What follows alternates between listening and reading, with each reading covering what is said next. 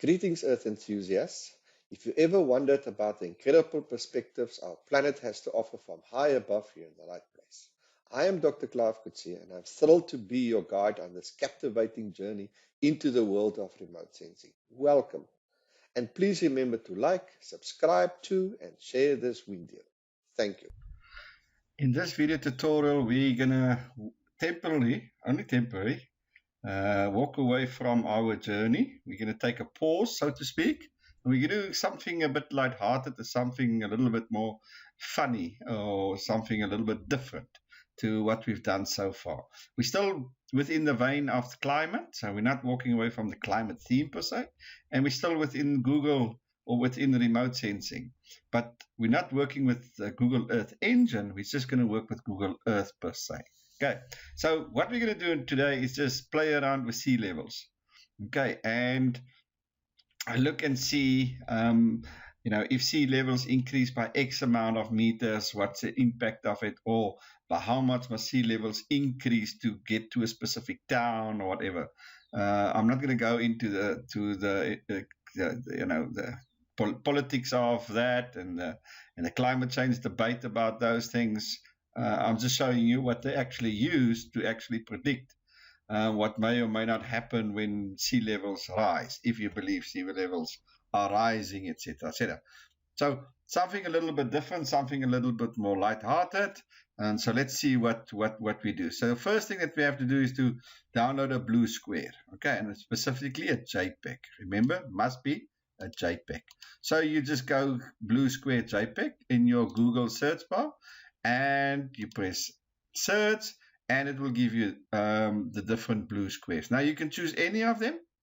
That's up to you which one. I just go for the first one, and you basically right click and you go save image as, and you save it not as a PNG file. Okay, you have to save it within your folder.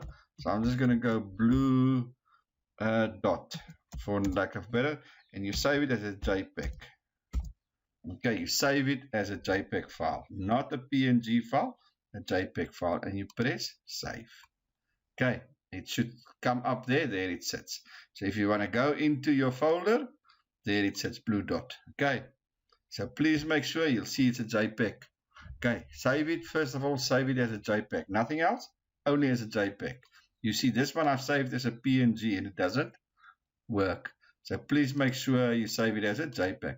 You see I've got three colors, or three ones that I've saved. Okay, so we're going to use any of these three.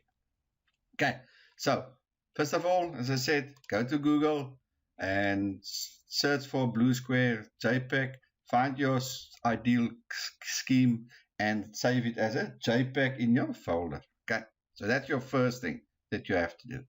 Now that you have your JPEG, your blue square JPEG, go to your Google Earth. Okay, I'm using Google Earth Pro, so install it, it's free. So use Google Earth Pro, and once you've opened Google Pro, it should have a landing page, something like this. Okay, mine lands in this particular one. If I just send it, mine lands in this. Now, I'm just going to zoom in a little bit. Well, we don't have to do that now. Let's read it. So first of all, now what we have to do, once we've got our blue square JPEG and we've opened Earth Engine, the first thing that we have to do is make sure this terrain is selected. Okay, this one here. So please make sure that you can leave all these others. You can leave it on. But as I said, in general, I tend to only include places. I leave the rest alone. You can borders and labels you can add if you want to. Nothing too much. But this one here, terrain is critical. If you don't add the terrain, it's not going to work. So point number one, make sure terrain is ticked. Okay. So now what we want to do is we want to bring in that blue square into our Earth, Google Earth Pro. Okay. So we're going to click on this one here. Okay. Add image overlay. That's the important one that we're going to use. Add image overlay. Okay. It's in this little toolbar. If you ignore this one, the first, second, third, fourth little icon in this toolbar. Okay.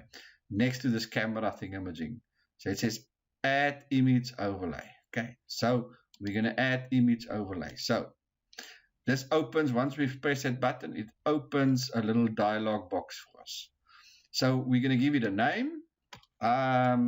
See Rise tutorial. Okay, now in this browse here, I'm going to go and select my blue square. Okay, so I go to browse and I go to my blue dot. Remember, I called it blue dot. Regularly, I can use any of the others. You'll see there it takes BMG, PMT, TIFF, etc., etc. Doesn't take PNGs, etc. Okay, so I choose it, I select it, I open it. Okay, there it sits. Okay, now there's a couple of things that we have to still do within these parameters. Okay, you'll see now, first of all, you'll see the whole thing is blue. So we can move our transparency. You can see how that changes. Okay, so we're going to have more to the transparency. Basically, bring it down to about 30 to 40%, somewhere there. It's not a maintain space now. We're going to play around with the transparency, but that's something that we have to do. Otherwise, you'll see that is just blue, because remember, that's now the blue dot that's laying over this whole thing. That's blue square. Okay, so somewhere around here. In view, we're not going to do anything in view. Okay, and refresh, we're not going to do. So in description, you leave nothing there. In view, nothing there. In refresh, nothing there. What we need is altitude and location. There we're going to make some changes.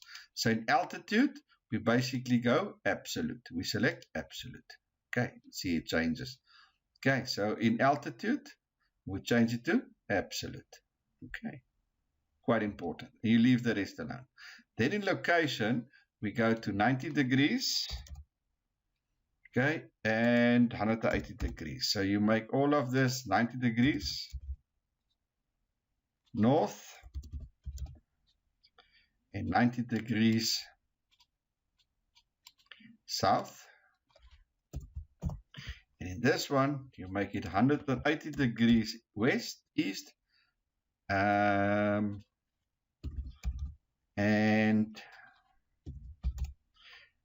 yeah, so 180 degrees east and 180 degrees west. Okay, so now we've got 180 degrees east, 180 degrees west, 90 degrees north, 90 degrees south. The rotation you leave as. Set refresh, there's nothing. Altitude, we've made absolute. View, nothing. Description, nothing. We've brought our dot in and we've got our transparency to about 30-40 meters, and we've got our terrain ticked. So that's the checklist. Call it what you want, but that's your checklist. Okay, all those things you have to do. You press this. Okay, now it sits there. There is my tutorial. Okay, now it sits there.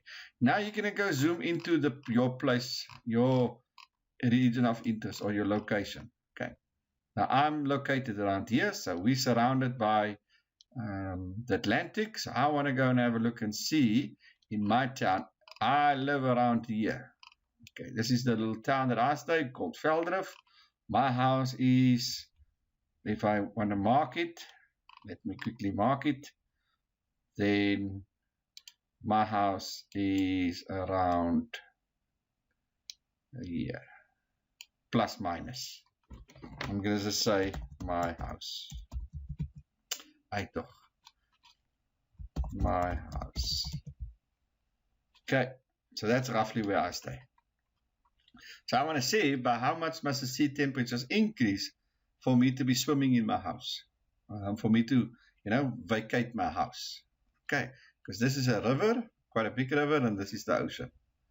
So I'm around, as the cry flies, around 3.5, let's say 4 kilometers from the ocean. Okay, so I'm around 4 kilometers off the Atlantic. Okay, so that's what I'm about. 4 kilometers, roughly as the cry flies, roughly fairly flat land, so we're not very high. So if I want to go into that, I go to properties, I can go to altitude, and okay, there's that, but Okay, so I have to draw a line from there to there, and then I can go to somewhere here. I can go to altitude, so it's 3.6.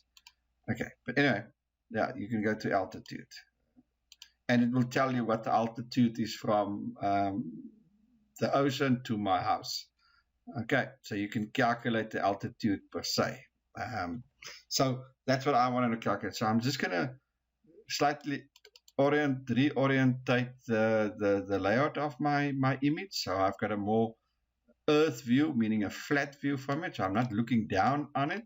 I'm actually looking, as flat as you would by the naked eye, so to speak. So I'm just moving it like that. Oops, that's too flat. Okay, so let's change it around a little bit here. I know, man. Where are you now? There we go. Okay, so there we go. Okay, let's have a look at C. See if we can fix it. Okay, so now I've orientated my view in a as what we would look like.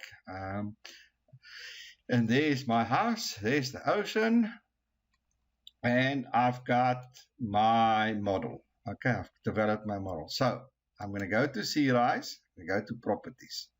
Okay, now let's see what happens if I make the color totally blue. Okay, you'll see it's totally blue. Okay, see it's totally blue. Okay, totally blue. Remember, we've changed altitude to absolute, and we've changed the location, and we changed it. So let's quickly have a look and see if I now make this 1 meter altitude. What will be the impact? Now let's just quickly first, yeah, there would be very little impact. As you can see, almost no impact. Now if we go, and let's just make it a big number, let's say 50 meters. And you can see there the impact. So if it's 50 meters, my house will be flooded. You can see, because the blue obviously is now where the water would be. Okay, you can see there, the blue would be where the water would be. So these areas would be fairly safe. These areas here, but you can see this area where the river runs, and obviously this area here close to the port will all be under water. So that's now a rise of 50 meters. Okay, so now let's take it down to, let's say, 10 meters and see what the impact of 10 meters would be. So I press OK. So 10 meters, there's a little bit of, if I go in, there's some, some rise here. You can see there's some areas here around this harbor here that would be underwater, some areas here. More importantly, my house would also be underwater. So 10 meters rise in sea levels, I'm swimming. So let's go out there and go to altitude and say 5 meters. Okay, and press OK. So 5 meters, I'm still swimming, but not because of the sea, because of the river. So that's a rise of 5 meters in the river, not the ocean per se. So it's a little bit more tricky. You can see here it's because of the rise in sea levels. This area here would be underwater because of a rise in sea levels. But my house here would be not because of sea levels, but because of the river. So that's a rise in the river, 5 meters. Okay, so let's go and say, okay, we've seen what 5 meters is. Let's say 3 meters. And 3 meters, you can see there's this place is potentially will be flooded for this canal here. And then some areas around the river potentially will be flooded, but I would be fine. I would be more than fine. I don't have an issue with it. But there's some low-lying areas that would definitely be in the crossfire, not because of this particular area being flooded, because it will it will come through this particular area. But this down here, this location here, this down here, those Kerspos, that in the main will be underwater. So most of those Kerspos will be underwater. But that's now assuming, what we say, assuming a 3 meter rise in sea levels. Now, 3 meters are a significant rise in sea level. Now, let's just sort of look at it if it rises by 1 meter. Remember, we said when we looked at previously, 1 meter doesn't seem to suggest anything. So if we go 1 meter, you'll see there's a bit, but that's around the river. But in general, there's no fear of any sort of flooding or dramas relating to a rise in 1 meter. And we can go out and we can look at the other areas around where we stay, but 1 meter is not going to make it a significant issue. So up to a 1 meter rise in sea levels, most probably are going to have almost no impact. But when you get to about 3 meters and above, then certainly some areas will start to have some issues regarding possible flooding and so forth and so forth.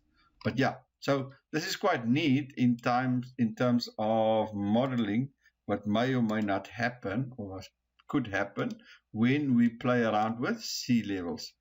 Okay, so now just remember again, we have our blue dot, and if we make that 0 meters, obviously there's nothing, so that makes 100% sense.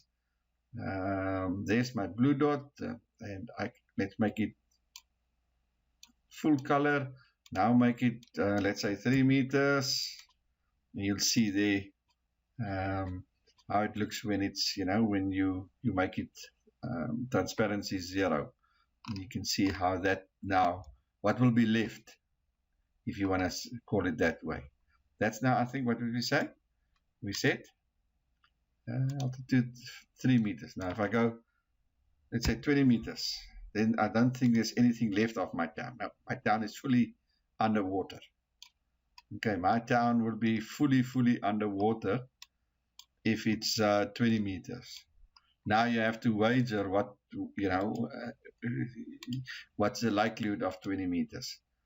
Let's say 10 meters, 10 meters. My town is still basically flooded. Yeah, my town is still basically flooded. Anyway, I think you get the idea. Yeah, as I said, something a little bit more, something different to what we've done so far, but still within the realm of remote sensing and on climate.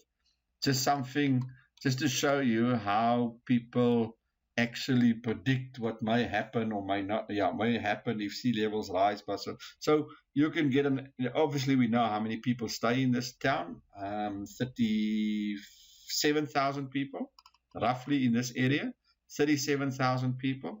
So if sea levels increase by 20 meters, roughly about 40,000 people will be displaced. Okay. So the question is, what's the likelihood of sea levels rising by 20, 30, 40 meters? But yeah, that's not the focus of the video tutorial. The focus is just to show how we do that. And I said, importantly, terrain must be selected. Remember terrain, and then select your blue dot. Remember your blue dot must be a JPEG, and your altitude, make it absolute. Okay, make it absolute, and your location is 90 north and south, 180 east and west. Okay, so that's your important properties, and then you just play with your meters of altitude, your altitude meters. That's what you play around with, and that should do the trick. Let's just quickly decrease the transparency again. So what we have here is 2 meters. So we can just leave it. You can see I'm still fine with 2 meters. Most places are still fine with 2 meters. It's a couple of low-lying, this is wetland areas and stuff. But with 2 meters, there's no houses or no residential areas in danger per se. So we are rather comfortable even if it goes 2 meters going up. Yeah, I think that's about it that I wanted to show you for this particular. Okay, so just to relative to ground. Okay, I wanted to just to calculate the height above sea level for my place, but it's basically 0. I'm basically because I'm next to the river, we're very close to sea level. Anyway, so that's just to show you how we can play around in Google Earth Pro with these type of images and what we can do in terms of what the Earth Pro allows us to do. Okay, great stuff. Yeah, as I said, something different, something hopefully you find interesting, and stay tuned. We'll be back with our remote sensing journey very, very soon. Hang on, we are still in our journey. And as I always say, please remember to like and subscribe and to share the video. Sharing is caring. And then I'll see you on the other side.